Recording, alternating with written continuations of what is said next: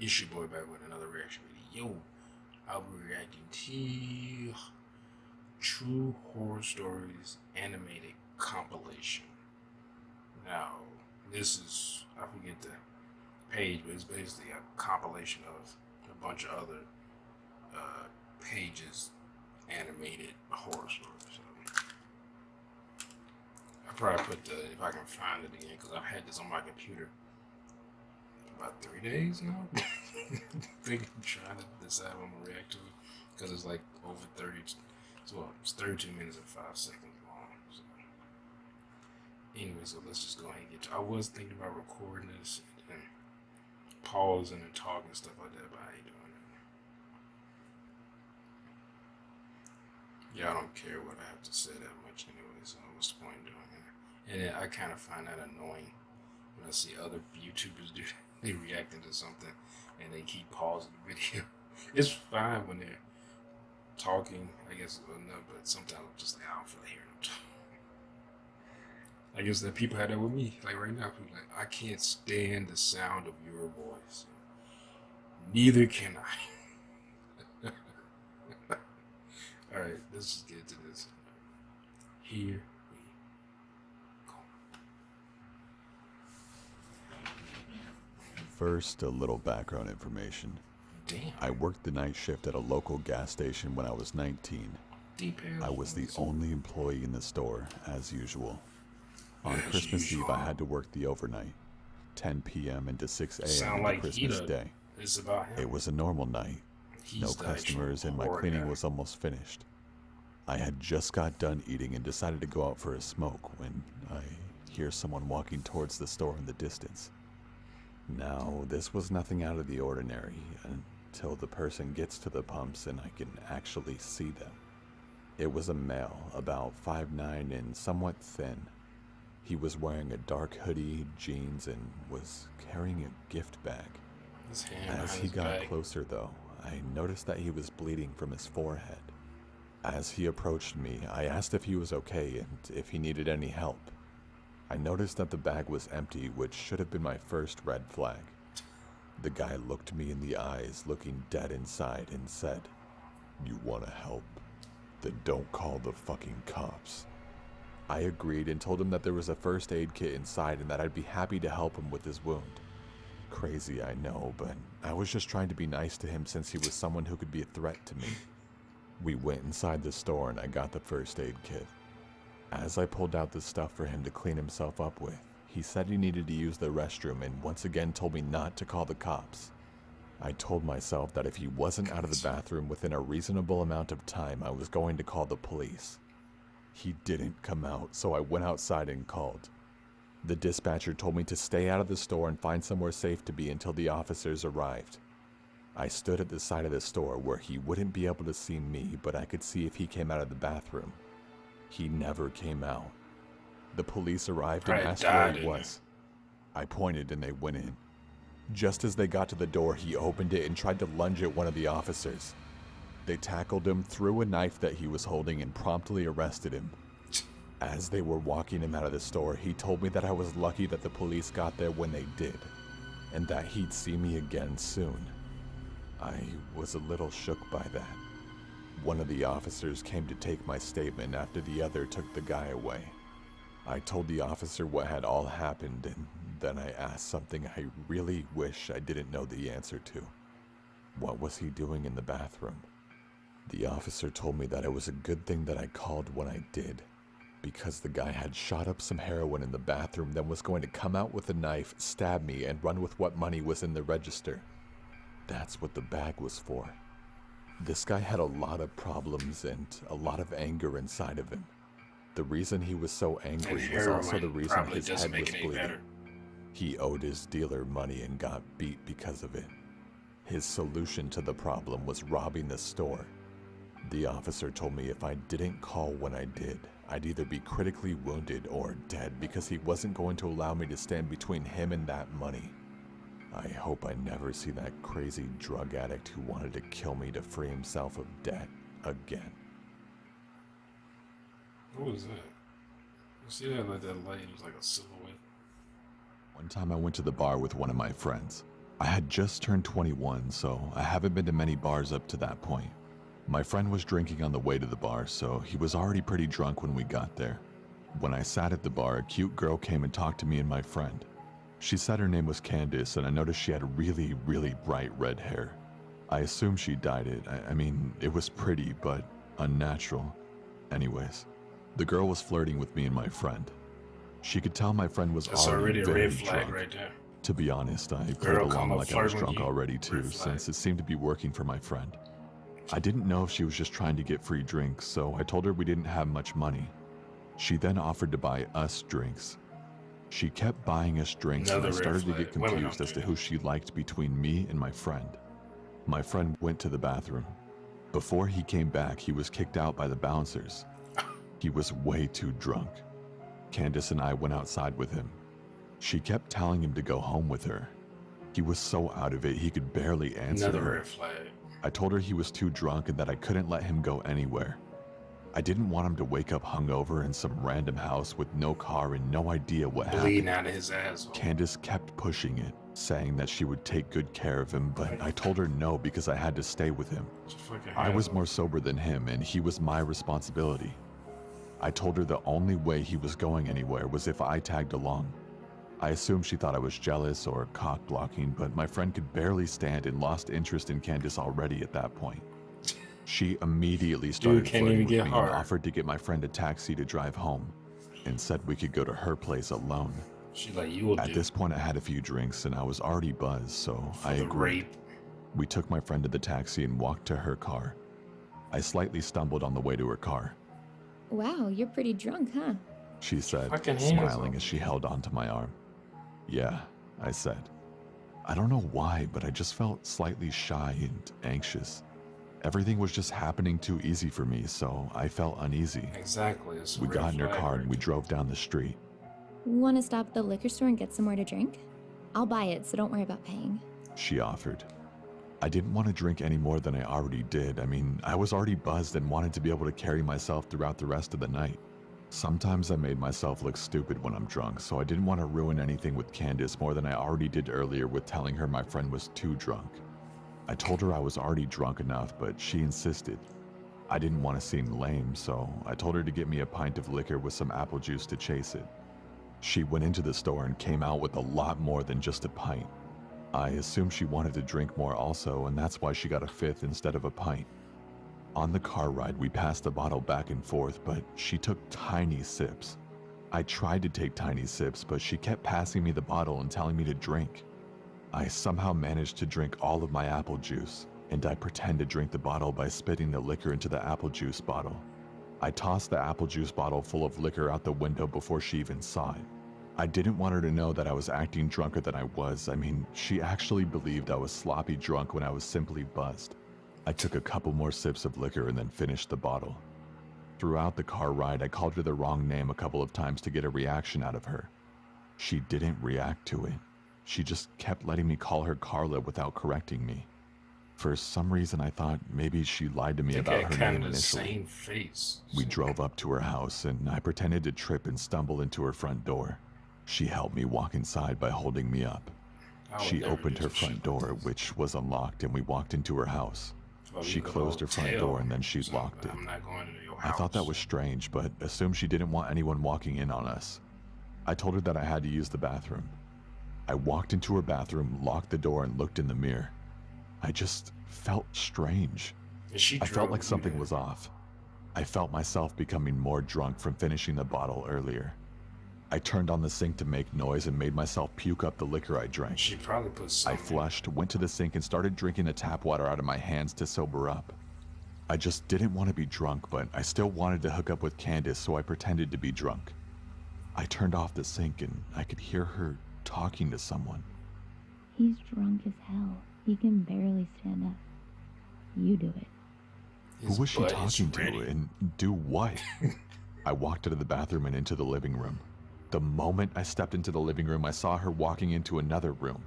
All I could see was the back of her head, that strange, very bright red hair go into another room. I didn't see her face or anything. I just saw her kind of walk fast into the room. The living room was pretty dark. Hey, where are you going? I slurred like I was drunk. She walked back into the dark living room and up to me. Let's go in my room, she said. Be careful, I looked at her bright red hair and then into her eyes. They were different. Her whole face was different. It was another girl with the same hair, and that's when I realized it was another girl with the same wig on. It was a wig the whole time. She changed it with the girl from earlier for whatever reason. My heart felt like it stopped, but I tried to look like I had no idea it was a different girl. I kind of smiled at her and told her I needed to use the bathroom one more time and told her sorry I was so drunk. She said, "It's fine, just hurry up in there." I went into the bathroom and locked the door. I heard her whisper something to someone again. This time I think I heard a male voice whisper back. I honestly didn't concentrate on listening to exactly what she said, but something sketchy was going on, and I had to get out of that house. I opened the bathroom window and jumped straight out of it, and ran faster than I ever have in my entire life. I didn't look behind myself or anything. I just ran straight through the backyard, jumped the fence, ran through someone else's backyard, hit a road, and ran towards the main road. I kept running down the main road until I saw a Star CVS. I ran into the CVS and stood straight at the front of the store in front of the camera. I called a taxi and went home. I try to think of what happened that night. What was she or they planning that night? Why did she tell me a fake name? Why was she trying to get my friend and I so drunk? I thought maybe a robbery, but she kept spending money on us. She kept buying us drinks and even paid for my friend's taxi cab. And mostly, why did she wear a wig that she gave to another girl to wear? Who was she talking to? What did it mean? And what was in that room they tried to lure me into? The next day after this incident, I went back to the house with a couple of friends to see just what was going on. Nobody was there. No cars, no people, nothing. Just an empty house. I ended up finding out that the house was a summer rental, and whoever those people were, they broke into that house and used it for only that night and never came back.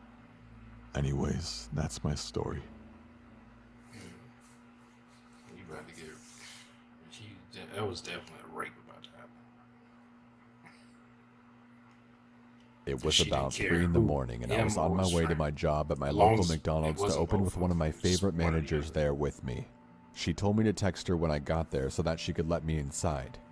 Once I pulled in, I noticed a man standing outside of his car in the farthest corner of the parking lot.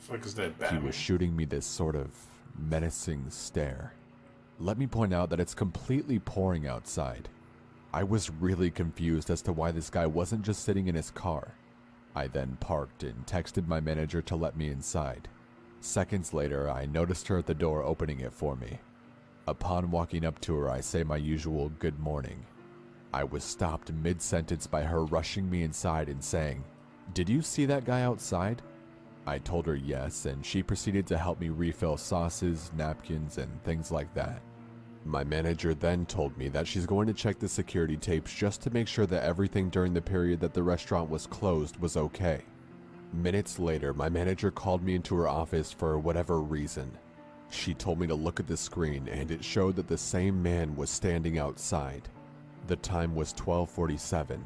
She then fast-forwarded the tape to reveal that the man had been standing outside the entire time up until now. And at this point, it's about 3:50 a.m. I ran to the front lobby and I noticed him still standing over by his car. I figured or was hoping that he was probably just on something and he was waiting for us to open so that maybe he could get breakfast. I resumed filling sauces again and making sure everything was in working order, until I was abruptly interrupted by banging at the front door. I walked over and noticed a figure right outside the front door. It was the man. I yelled that we were closed and that he would have to come back later. That didn't seem to faze him as he continued to bang on the door. I walked away, figuring that he was just being an asshole when suddenly I heard a loud crash. I ran to the lobby to see the glass door broken and the man beginning to step inside. I yelled for my manager and told her that we needed to leave through the back door. And we did just that. We booked it to our cars and both called the cops. They arrived in about 15 minutes and came outside the restaurant with a dirty-looking man in cuffs. Booby trap. They said he was hiding in the back janitor's closet with a large knife in his hand. So that's my story, and also the reason I'm never working early mornings again. What about late nights? I work late nights, but not early mornings.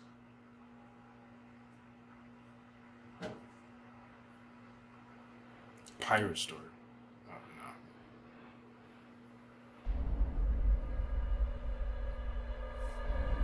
no. Oh, skinwalkers.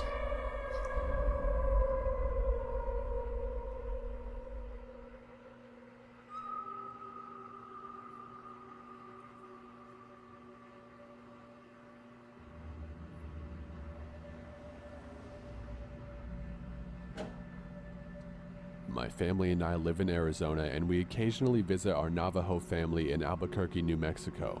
We left early to get there by noon or less. It is a very long and boring trip there, but we get there before noon and we have time to mess around and talk with our extended family. And we, kids, start to play around till the evening starts to show.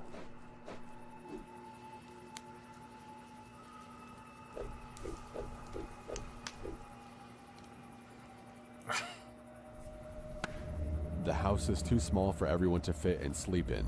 Some of the kids have to sleep in the trailer and truck camper, but 2 of my cousins and I had the amazing luck of sleeping in the old, slightly torn tent. What? You have a house that's too small for people to sleep in. Like, I'll sleep on the floors. I'm like, well, I can sleep on a tent outside. Like, how small is this?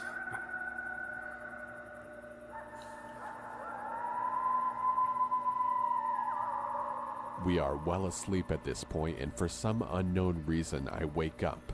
Of course, I'm still tired and rubbing my eyes while yawning, meaning I wasn't well aware of my surroundings. Once I finish rubbing my eyes, I look straight at the entrance of the tent and see a figure, illuminated by the back porch light, standing in front of the tent. At first I was scared, but thought it was my other cousins just messing with us. As this person was still standing outside our tent looking at us, I turned to one of my older cousins who was 2 years older than me to wake him up and tell him that someone was standing outside of our tent. He tries to brush me off, but I persist and he turns to me and asks me what I wanted. I tell him to look at the entrance of the tent. A couple years older. I've never seen someone go from the brink of sleep to sheer panic and alertness in their eyes that fast before. He looks at me with this panicked face and tells me to be quiet. He whispers to me that it's a skinwalker and that we need to be quiet again. We lay there for the longest time, and from my memory, it was at least an hour or more. We were just about to go back to sleep because it hadn't done anything. Then it started to move around the tent.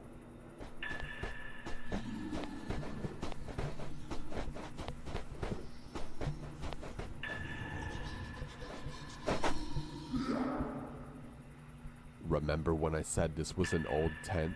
Yeah, it had some holes in it. A tent with holes? When did it start raining?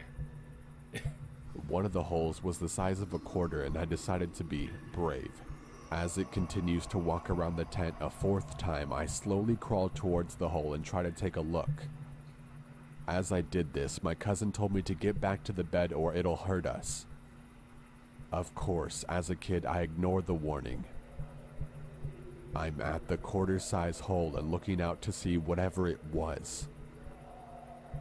It comes around the hole, and what I saw was bone-chilling.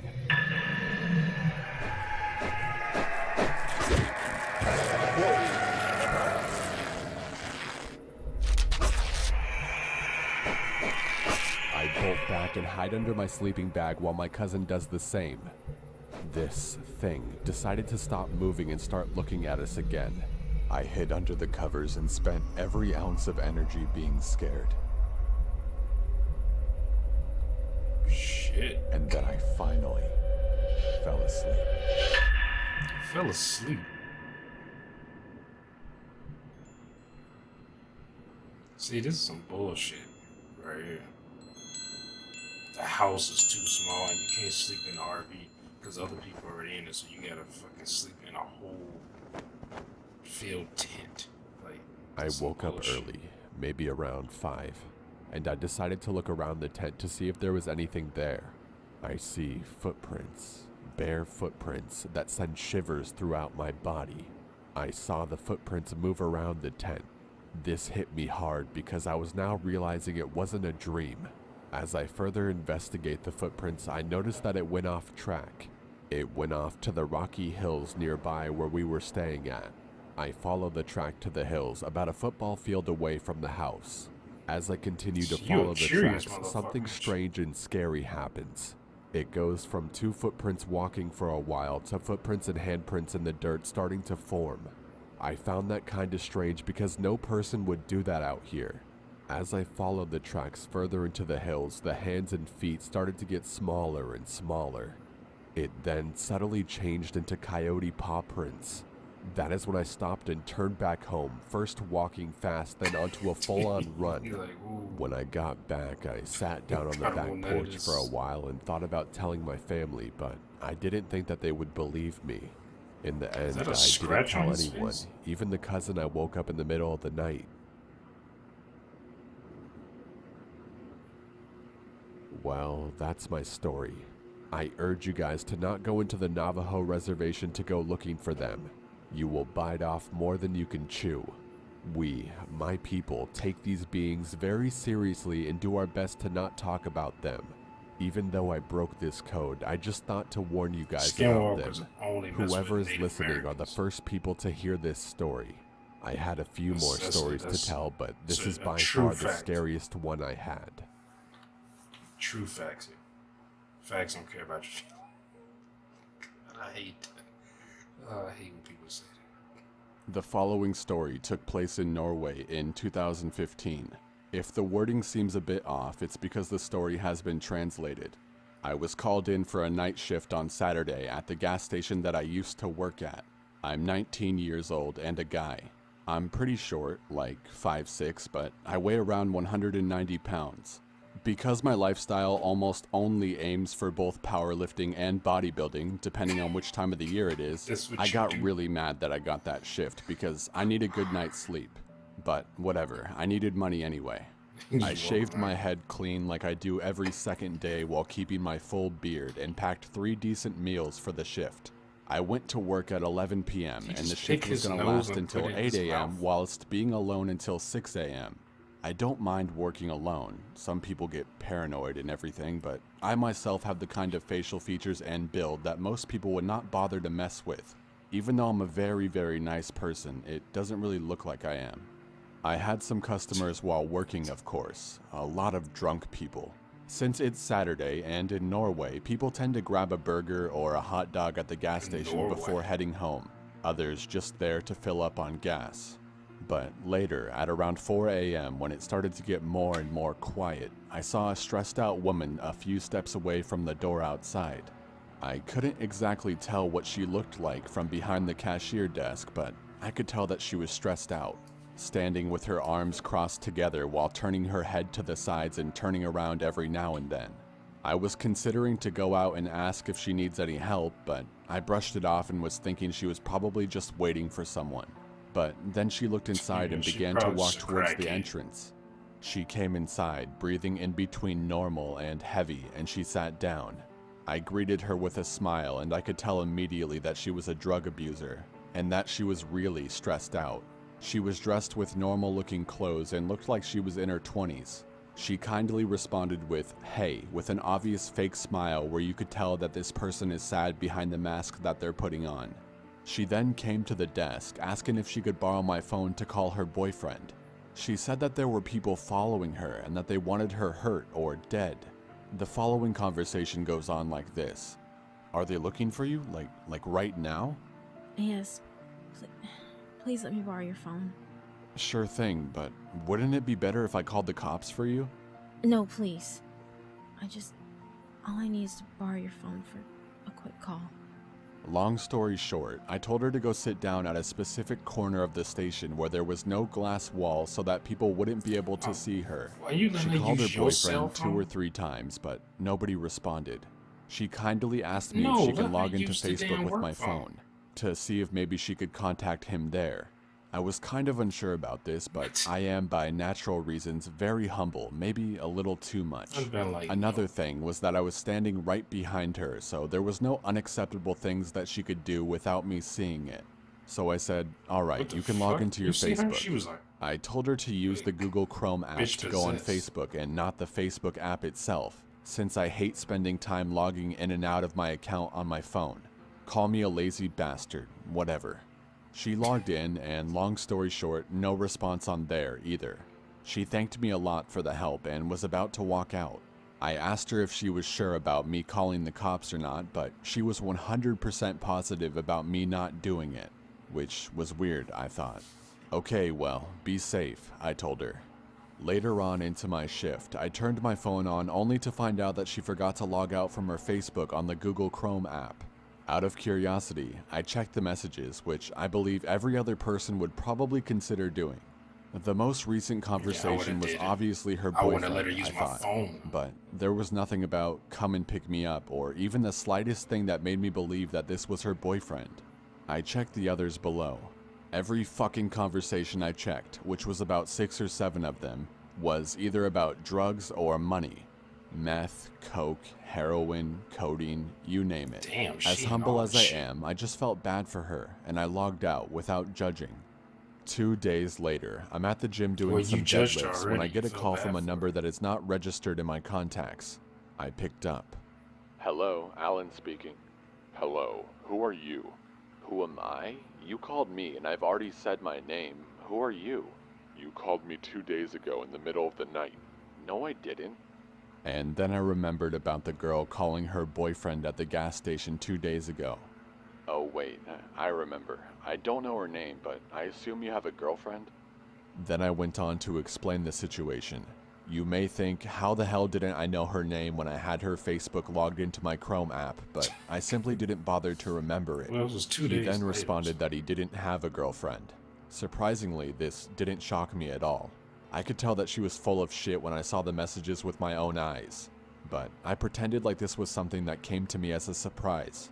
Oh, really? Well, that's what she told me, and I tried to help her out after that, which I've already explained to you. What do you know? What do you mean, what do I know? Has she told you anything? If so, I need to know right now.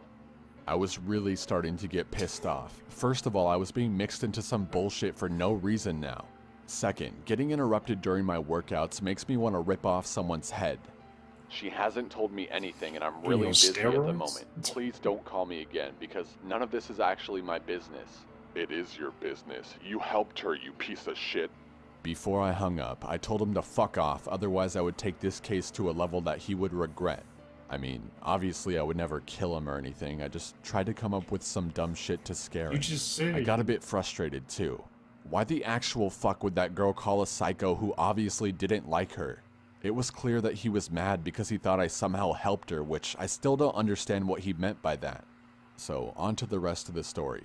My neighborhood is quiet, and my town is small, so it's not hard for anybody to find anyone. It's as simple as pasting someone's phone number in a specific website and their address will most likely show up. And eventually, I happened to get a little visit. As I said, the neighborhood is very quiet after midnight, and while being in bed watching some bodybuilding videos for entertainment, I started to hear someone driving towards my area. Damn, he all about fame. Well, that's not normal at this time, but it happens. Eventually, I heard a car park right outside my property behind my garden, which goes a little bit uphill filled with stones and flowers. So I couldn't see the car from that point on, but I heard someone opening the car door and locking it. What the fuck was going on? I opened my window quietly, just to be able to hear a little bit more. I could hear the man walk up the little uphill part of my garden, which made some sounds because of the stones. I won't lie, I was scared as shit. I couldn't see him either, because everything behind my garden is blocked from my point of view by tall cements for the garage. The garden uphill leads to the balcony where a big glass wall is, and that's where my little sister's room is. I went to the exit of my door and quietly walked out. I walked to the cement stairs at the side of my property, which leads me to the exact same spot as him. I could hear footsteps, and I quietly walked up the cement stairs. Then I caught a glimpse of the guy. Probably the guy I was speaking on the phone with. Keep in mind, I still don't know what the hell he wants from me and why the fuck that junkie woman called him in the first place at the gas station. I know nothing. My adrenaline was high, but got almost to its peak when he was right outside my little sister's glass wall. I was scared, but also really pissed off. No way he's going in there or trying at all. At the top of the cement stairs, I walked quick but silent until I saw that he could hear someone walk behind him just a few feet away. Then, I ran as fast as I could and pushed him with all my anger, leading him to get smashed into the wall beside my sister's glass wall, before I proceeded to get over him and hold my palm over the side of his face, pushing it down while asking what the fuck he wants. My little sister woke up, screaming, which also woke my mother up. She ran out and asked what the hell was going on. Why my dad isn't home is another story, but anyways, my family's facial expression was filled up with fear, and I told my mom to call the cops. The man said nothing, just laying still with his left hand wrapped around my right wrist because of the pressure I was holding his face down with. He was literally resting for a few seconds before starting to resist like a horse again, but he ran out of energy fast. I would ease my palm off of his face so that he could get his head up a little bit, only to smash it down again with anger. Both he and I were breathing heavily. I stopped asking questions, and my mother was on the phone with the police, always reacting with fear when the man started to resist again, but I told her it was under control. It didn't take long before the cops showed up and arrested the guy. I told them the whole story about both the girl and the guy. They were both just regular fucking drug addicts and have both been in prison previously for it. I was scared as shit and still to this day don't know why I had to be involved in this. Maybe he was just a paranoid psychopath. My lesson to you, never let some creepy stranger borrow your personal phone for situations like this. If it sounds dangerous, simply call the police to help them, and if they don't want you to, then just leave it. If you're at work, like I was, use the work phone. Work phone. Yeah, it's not rocket science. Like, why would you let them use your cell phone? You know, like, unless you're in the middle of nowhere and somebody is stuck or something, as can I use a cell phone to call a tow truck or something like that? You know, that's one thing. But if you at work and you work at a fast food convenience store, you work somewhere where you have to deal with a lot of customers that just walk in like that, then let them use the work phone. You know, like, don't give me your cell phone and they're talking about, can I log into Facebook? Like, no. What the fuck you talking about? Log into Facebook? What do you think, this is recreational time? Like and then this dude come to this dude's pretty looking hook thing to try to like attack this guy and his family. Like wow, like really? And anyway, that shit is crazy. Like, whew. And then was that other one with that dude? There was another crackhead who shot up in the bathroom and had a fucking knife and was gonna go. I guess he was working up the nerve to kill this guy or something. Because I don't know if he knew the police was out there, but he just opened the door. I can't remember if they said the police said come out or whatever, but he opened the door and just rushed out. And he's a super cop, so he was able to get the knife out of his hand, down the ground, and cuff him. Like, because normally when somebody come at you with a knife, like usually it's like whoa, like I had that what happened to me once in my life. Somebody like try to cut me with a knife. Instantly, I'm like whoa, I just start dodging, and I took off. Like, you run, especially if you don't have a weapon. Because I didn't have my knife on me, I didn't have my retractable baton on me, none of that. So I was like, you take off. I just started running, and I knew I didn't know, but I was like, we gonna test this dude's stamina. Cause I'm about to be hauling ass. And he could not keep up. I don't know who he was. I don't know what he wanted. That's what my ass doing. And it's funny because people like don't walk through alleys. I walked through the alley and I was coming out of the alley and this dude just came up on me. And I guess he just gonna just stab me and take my shit. And that shit was crazy. Like I was like, it was just thinking to myself like, when I ran away, like, and got away, I was like, did that just happen? Like did somebody just literally try to stab me? You know, like, I was like, what the I've been stabbed with a pencil before. Like, when I was a kid stabbed me in my hip. That was supposed to be my friend. Stabbed me in my hip, but he had, like, mental problems and stuff. And he got angry with me one day. I don't even know why. I don't even remember why. I remember the pain. He stabbed me in my fucking hip with a damn pencil, and it broke. And I was like, it broke the skin. I remember just going back up to my apartment, my parents' apartment, and just pouring alcohol. And that shit stunk. But yeah, I don't even remember. Like, maybe he said something and he was kind of making fun of him about it, and he took it serious. I don't remember. But I remember he stabbed that damn pencil. Boy, I almost just started fighting. I didn't even know how to fight then. But I mean, them talking just jumping on him and just tackling him and just punch. But I stopped myself because I knew he had kind of a mental problem. And well, yeah, I think he just had ADHD because he was real hyper and would do crazy shit though. But I remember his parents had him on, like, I think it was Ritalin.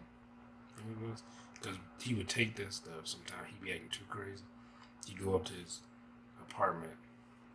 He'd come back out, and he'd be so mellow. He'd just be kind of walk around, not as energetic as he was before. He just kind of mellowed out. So I remember him saying he was on Ritalin or something like that. I remember my dad said that he was on Ritalin or something like that. But I never actually saw the drugs, and I don't know what they were, but that's what my dad told me. But anyway, yeah. See, like I said, I've said before, it's always a crackhead. Crackhead. I don't even remember. What was the other stories? I remember it was the first one and the last one. What they all dealing with crackheads. So, well, what was the other one? Hold on. Now, like, why do I remember the first one and the last one? I don't remember, Oh, yeah, the redhead. That's right. Who tried to get this is red flag syndrome. She's trying to separate you two. For one thing, she's offering to buy you drinks. She goes when she gets you to go home with her. Then she stops at a store, buys more alcohol, and tries to get you to drink. She's trying to get you drunk to the point where you can't defend yourself. And you go to this bitch's house. That's one thing I like. I don't go to people's house. Not like that. Not like, well, I'm super drunk. I've dropped people off at their house when it was just me and them, with a guy or a girl, and dropped them off. I've even carried girls in their house because they were so drunk and refused to, like, wake up. I'm like, get the fuck out of my car. I picked them up, took them in the house, put them on their bed, covered them up, and left the house.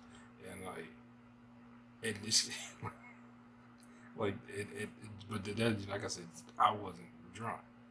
I was like tipsy or something, but I wasn't drunk. Like, she was trying to get this dude sloppy drunk. He was just probably passed out.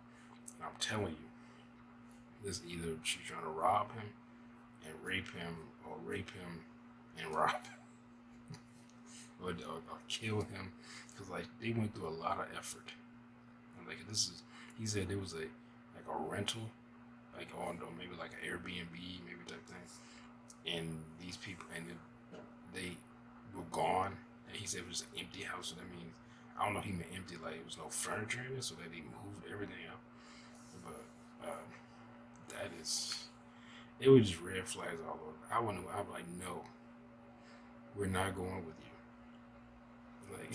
Like, just like, thanks for buying us drinks, but we're not going with you. So, get the fuck on. But this dude, he was thinking with his dick and not his head. Thinking with his dick head instead of his brain. But thinking, at least he was thinking enough to spit the alcohol in the apple juice thing and throw that out the window. That way, most of the movie was in the apple juice thing. And threw that out the window. They just took the last 2 sips of the alcohol and thing, so he wasn't drunk. Cause she just kept. I'd have been like, no, I don't want to drink anymore. Then she'd have been like, she probably would have either had to improvise, or like, she's like, get him or something, and then they just all attack you or some crazy shit. But then the McDonald's one, this dude, he was just crazy. Yeah, that was the dude who had the Heath Ledger fucking cuts on his face. Like they was stitched up. But yeah, I've never worked at a fast food chain or anything like that. I don't have the patience with people like that. So I can't work like waiter, or working like, I worked at a cash register before, and I hated that. But just like at a fast food chain with people, I just can't do it. But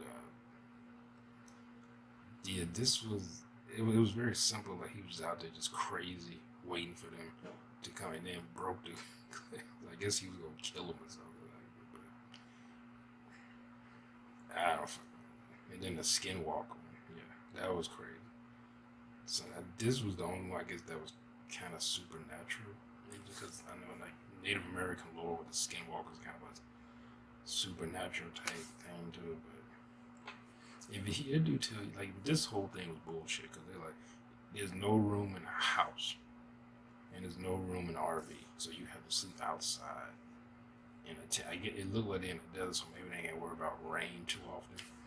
But still, like LA, I sleep on the floor. I was like, you got sleeping bags, just sleep on the floor in the house. I don't get how the house was that small, where even if it's a 1-bedroom house, and they can sleep in the living room on the floor in my sleeping bag. Why I gotta sleep outside? That was ridiculous. And then the skinwalker, I guess they would have got up and tried to run, maybe to chase, kind of like an animal, like they like, don't run or they'll chase you type thing. But I don't know, my instincts would have been to run to the house, and then he go out following the footprints and stuff like that. I'd have been like, I'm never going up there again. Anyway, hope y'all enjoyed my reaction one. It was like 43 minutes long fucking video. If you did hit that thumbs up button, if you did not hit that thumbs up button anyway, I'm a roundhouse kick you in the throat. And make sure to comment, subscribe, share, and I'll see y'all next video. Peace.